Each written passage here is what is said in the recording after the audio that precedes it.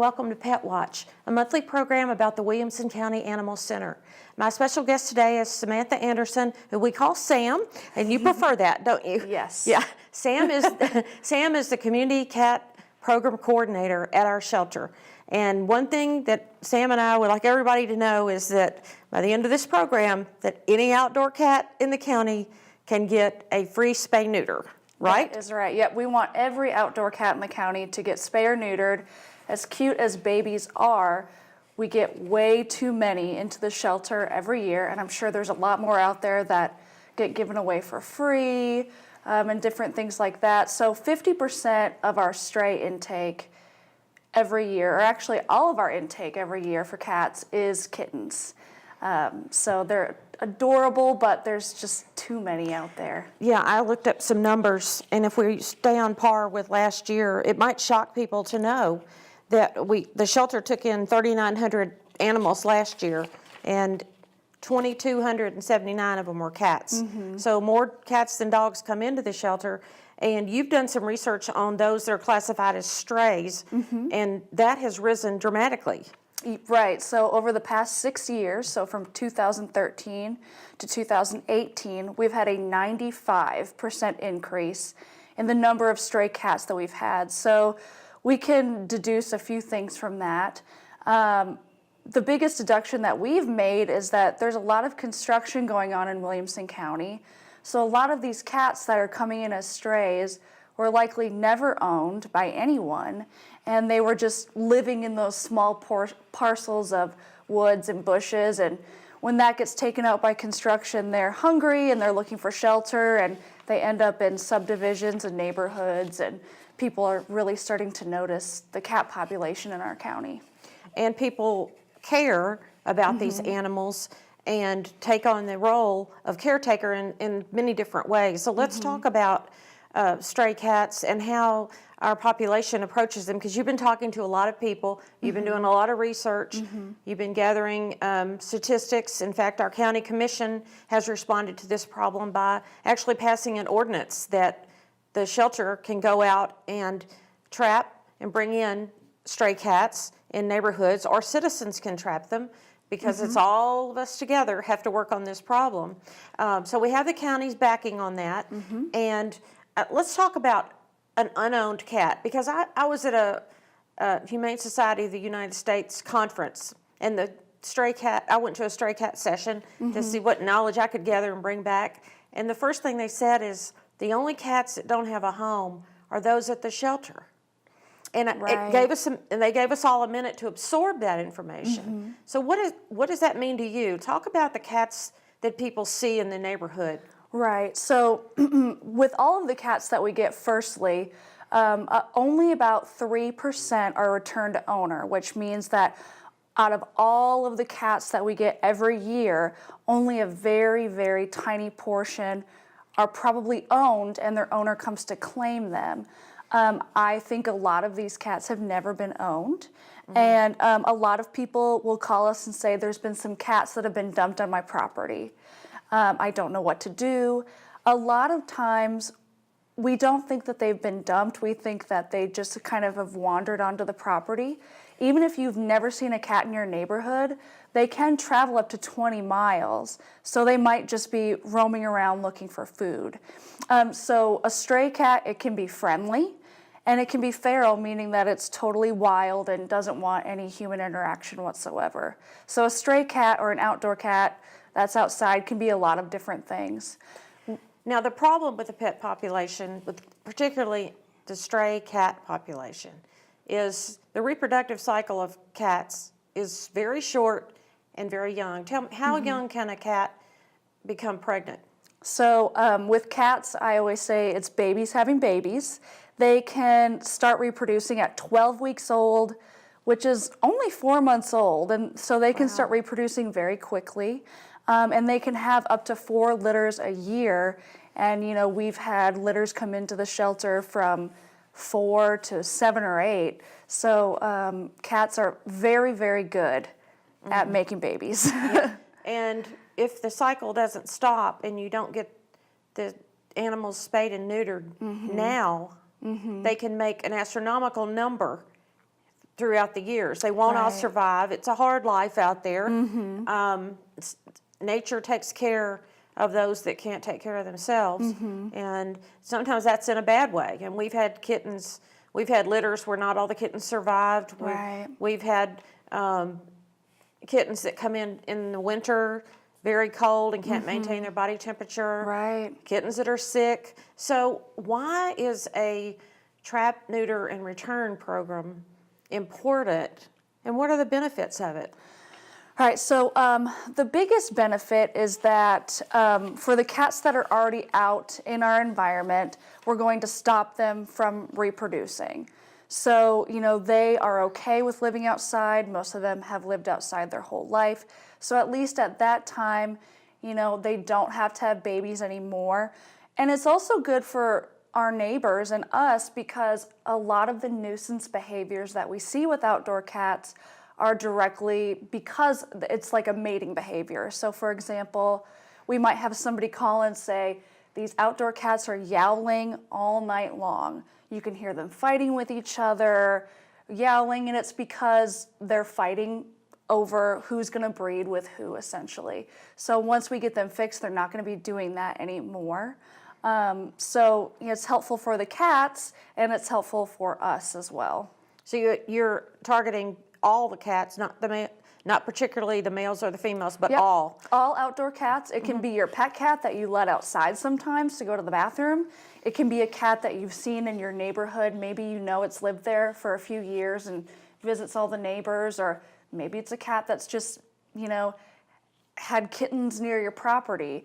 You know, we want to help get all of those cats fixed. If they spend time outdoors, we will fix them. And I would like our viewers to emphasize that Sam is a no judgment zone. You just call to Right. say, you know, I've been feeding these 7 cats for 10 years. We're not going to say whether that was a good idea or not, but Right. we do want to help you get through the situation. So it's okay if you've been feeding, it's okay, but we need people to understand the dependency the cats have, Right. and that is their home. Their home is your backyard, and they know when it's dinner time, right? Right. And I understand that a lot of times people get a large number of cats that they don't know what to do with because they see a stray cat. They are animal lovers and they start feeding that cat, and there's nothing wrong with that. But then the cat has babies. They're not sure what to do. Maybe they don't know about our services. Maybe they can't afford to get 7 or 8 cats spay or neutered, and then that cycle continues. So we know that the people that have this large cat problem really started off with the best of intentions, and it's gotten out of control. And so we're not going to judge anybody for feeding. We're not going to take the cats away. We know that you love them, and that's why you started feeding them. So, you know, we just want to help you and help the cat. And one of the ways we can do that is through the Trap, Neuter, Release program. And you talked about the fact that obviously it reduces certain mating behaviors if the animals are spayed or neutered. It reduces the number of kittens because last year in May we got 275. In June we got 370, and it continued at a high number through the warm months of the summer. And we expect that again this year because we really, those are the ones that came to the shelter. That could just be the tip of the iceberg. As you know, Right. many of these cats are out there living behind homes, under sheds, and they found a food source, but we need to get them spayed and neutered, or the numbers could be astronomical in years to Right. come. And you talked about how the stray number has increased, and I think it's because awareness. Another thing is just, you talked about construction and displacement of the animals, is the awareness in the community is, I see a lot of cats, what can I do? So we want to make that broad. We want to make that everybody in this county aware this summer that we are going to spay and neuter at least 1,000 stray cats. The shelter was fortunate to receive a Community Foundation of Middle Tennessee grant and have the county commission's backing for this. So we're actually bringing in extra vets. So tell me about the kind of the summer schedule and how it's going to work. So from the end of May to the beginning of August, we have approximately 10 dates where we're going to have not only our on-staff veterinarian, but a second veterinarian to help us do all of the spay and neuters that day, because we are helping not only the cats in our community, but we also have our own shelter animals in the building that also need to be spayed or neutered before they're ready for adoption. So during that time, we can bring in about 30 cats each of the days, and we can get them fixed up for you. And we've, got mostly Tuesday and Thursday appointments where you can come in, and it's you drop off in the morning, you pick up in the afternoon, and it's as easy as that. And what does each animal get while they're there? They get the spay-neuter surgery. They get a rabies shot, they get a microchip, and they also get an ear tip. And the ear tip essentially signifies that this is an outdoor cat. We get a lot of people that find cats outside and they think they're a stray or they're lost, when in reality, a lot of people have purely outdoor cats or cats that go indoor-outdoor.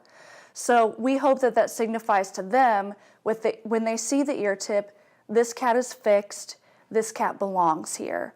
If we get an ear-tipped cat into the shelter, whether it's friendly or feral, if we can check for a microchip, we can. If we can't, at least that ear tip signifies you can bring this cat back to where you found it, because it probably just lives there. And an ear tip, for people that don't know, is while the animal's under the anesthesia for the spay-neuter, a little tip, triangle tip of one of the ears. The left ear. They clip a very small tip, and it takes about 2 seconds. And it doesn't hurt the cat? No, it does not hurt the cat. Okay, and so that you start seeing ear-tipped cats around. That's something new, I think, for a lot of people. But that's a universal sign. That's not something we dreamed up, but that's something people that are passionate about cat population control are doing. I mean, I met a lady at the convention who works in Louisville, and she's spayed and neutered 50,000 stray cats in the city of Louisville, Kentucky, through her little foundation, her little not-for-profit. So it is possible to make that impact. Now, you talked about if we can prevent these litters, then we reduce the shelter operating costs as well. Right. It costs about $7 a day to care for each animal that we have. So if you think about us reducing, especially kittens, not only do they cost money, but we also rely on our fosters to care for them. So there's a lot of man hours put into that. So, reducing the population is going to help us greatly. Just one facet is the budget side. And it taxes our resources, because in May we had 100 kittens already in foster, and they're all going to be old enough to come back for their spay-neuter and go into our adoption center, and they're there now in June. So it's a cycle that continues, but it's hard to find that people who'll take enough people to take 100 little bottle-fed kittens or tiny kittens that, and they bring them in for checkups. We give them the food and all of that. So fostering is a challenge. It's not for everybody, but it is how we care for the ones that we do get in.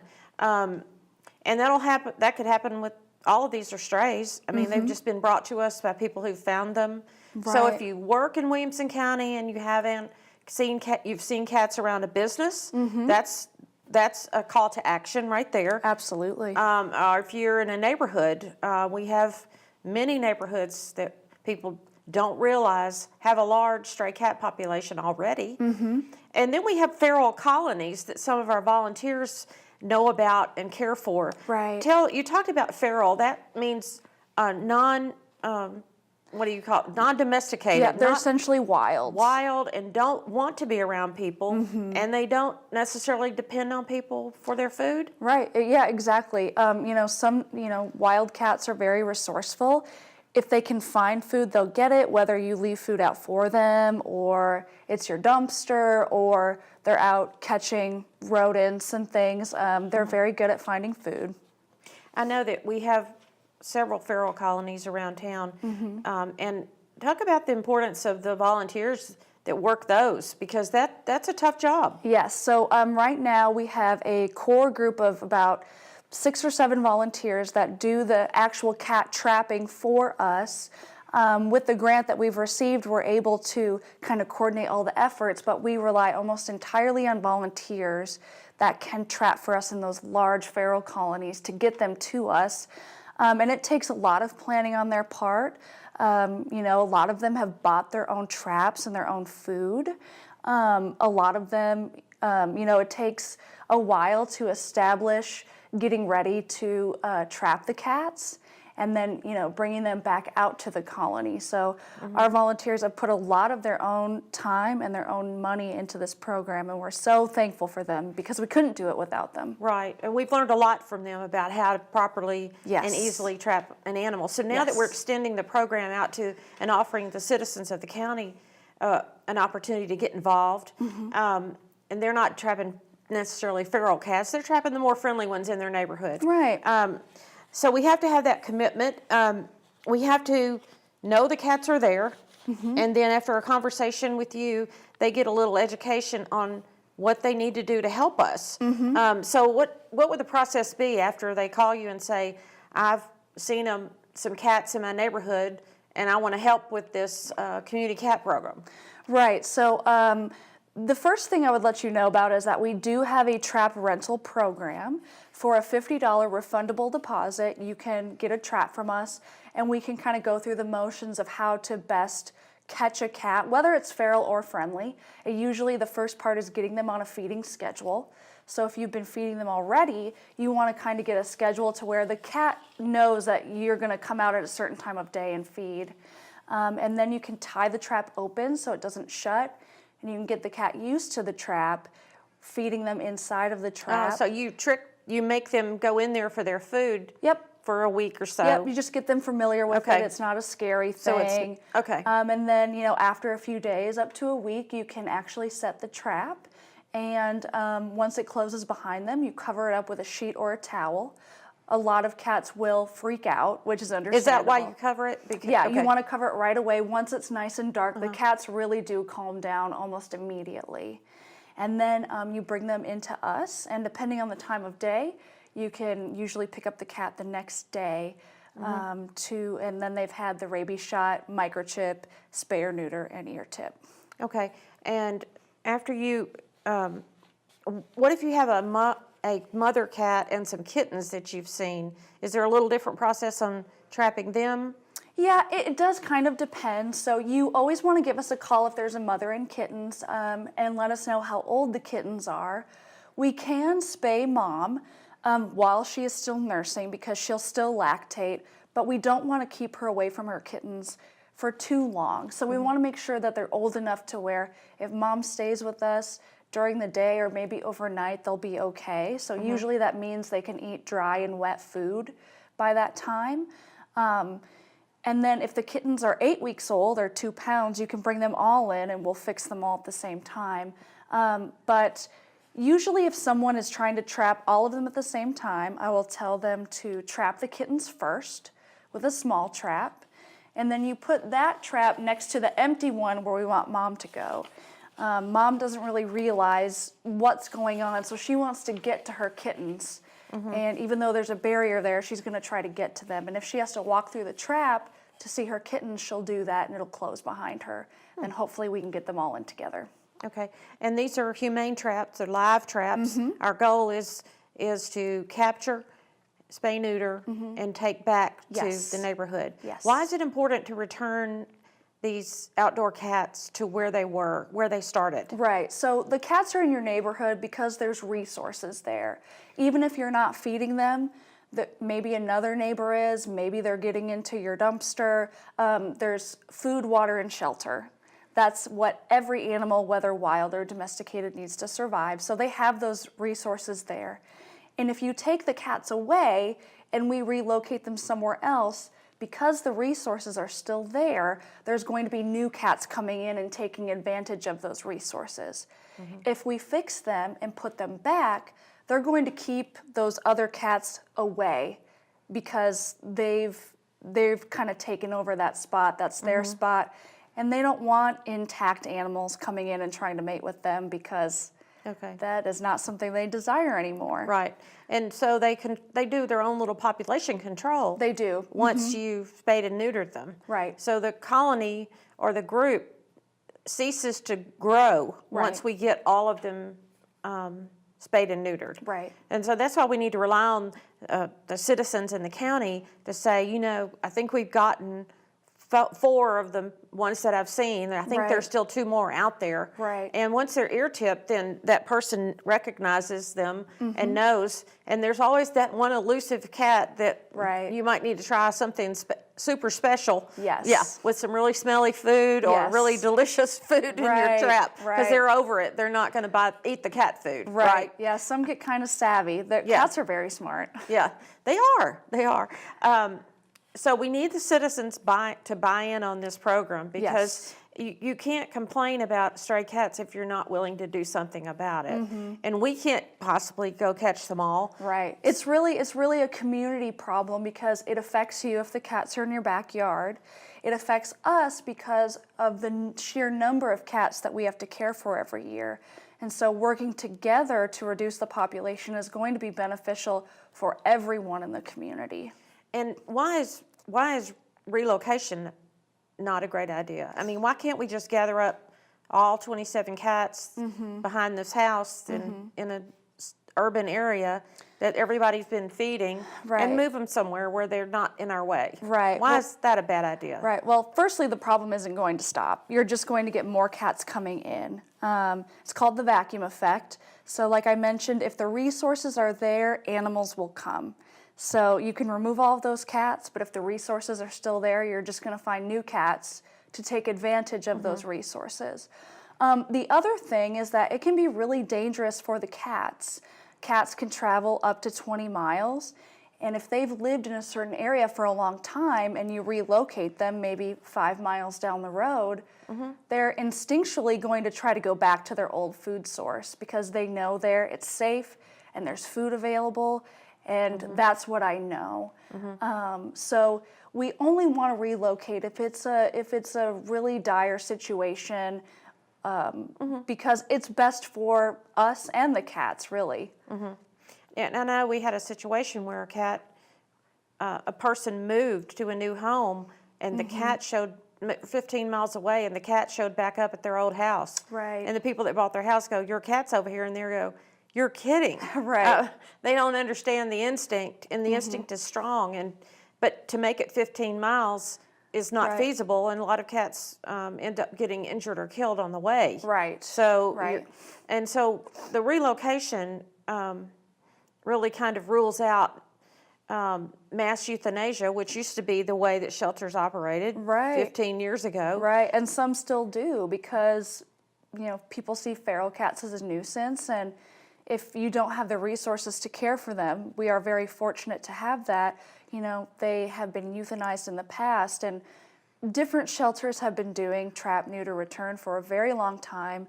And, they used to do catch and kill, what we call that before that, and they found that it just doesn't work. It doesn't do anything to reduce the population. So, Right. we are before euthanizing these animals really for no reason. Yeah, and the whole industry is moving towards saving rather than eliminating animals, and we're on board with that. We have a tremendously high save rate of 96 to 97%, which we only can do because we have so many resources. Yes. And this is the first program we've ever had where our major resource has to be members of the public. Yes. So That's this right. is a departure from the people at the shelter can't possibly catch all these cats, Right. bring them in, but you've got the traps lined up, you've purchased them, you've got a method for people to rent them, check them out, they get Yep. their money back, and it's not a complicated process. It's not like you need hours and hours of training. It's simply Yep. how you set the door, Yep. where you put the food, Right. and how it's triggered. And there are instructions to follow, which to be successful, we need to follow those instructions. Right. Of feeding. It may take a week to get the cat, but Right. when you get it, you'll be like, I got my first one, and I'm part of the program, and I'm part of the solution Right. now. So I think that's important for people to remember that if stray cats are a bother, and they also get on people's furniture, and we have a lot of complaints about that. Yeah. And you can also advise people who call about stray cats, not only on how to trap them, neuter them, change their behavior, but also keep them off their patio furniture with deterrents that they can Right. purchase at their ultrasonic sound deterrents and other things. There's a few different things. The ultrasonic deterrent is one. It's the most technological thing you could use, and it emits waves that ultrasonic waves that the cats don't like to hear. There's some other really low-cost methods like coffee grounds, orange peels. You can take a plastic runner and flip that upside down where the little nubs are and put that on your lawn because the cats really don't like to step on that. They don't like to walk on that. And it's not going to hurt them. It just kind of deters them. So there's a lot of different things that we can do that are low to no cost to a little bit more costly. Then again, and the other obvious thing, no food. Don't leave any pet food out. Yep. Don't leave your grill residue out. Don't leave your garbage. Your trash needs to be secure. You're just feeding them every day. Right, and if you have like a patio or if the cats can get under your house, you want to, block that. Make sure no cats are in there first, and then block that off because if there is shelter, they will take advantage of that also. Well, this is a great program, and I hope our viewers will buy into it and read more about it on our website, adoptwcac.org. All this information is there, so they can read up on how to get involved, what's involved, what to expect, and I think we'll have great success with it this summer, Sam, and I encourage people to call you make that appointment. Yes, please. And then we'll give you the traps, and we'll get you all set up for bringing the animals in. I do want our viewers to know about another event that's coming up June the 8th. We will have dogs out at Tower Park off Concord Road and I-65 for Tails and Trails for the Cure with the American Cancer Society. You can look that up on the American Cancer Society site if you'd like to participate in that walk in honor or memory of someone with cancer. We'll also be having a rabies microchip clinic at the shelter on June 29th from 9 a.m. to 11 a.m., and that's for cats and dogs. We encourage you to get your animal microchipped, dog or cat. We're even microchipping the strays that we are processing now through the shelter so that we always know where they came from so we can return them back to that location. The shelter's open for adoptions Monday through Friday from 10 a.m. to 6 p.m. and Saturday from 11 to 3. And if you want to call the shelter and have questions about how you can help control the cat population and learn about the new community cat program, you can call Sam Anderson at 790-5590, and her extension is 1823, 1823. And you can also look on Facebook to keep up with the latest and watch us again on Pet Watch next month.